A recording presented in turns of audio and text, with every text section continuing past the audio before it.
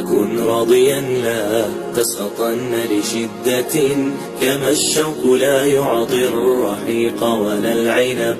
إذا المرء لم يرضى بما ربه وهب، فلن يغنه مال وإن زاد ما كسب.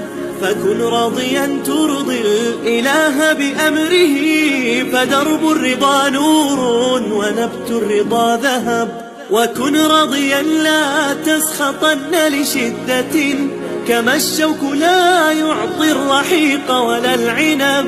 وكن راضيا لا تسخطن لشدة، كما الشوك لا يعطي الرحيق ولا العنب.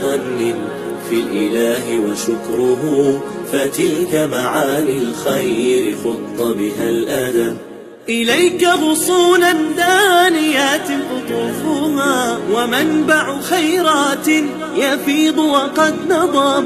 سلام وإحسان وصبر وجيرة وأفعال.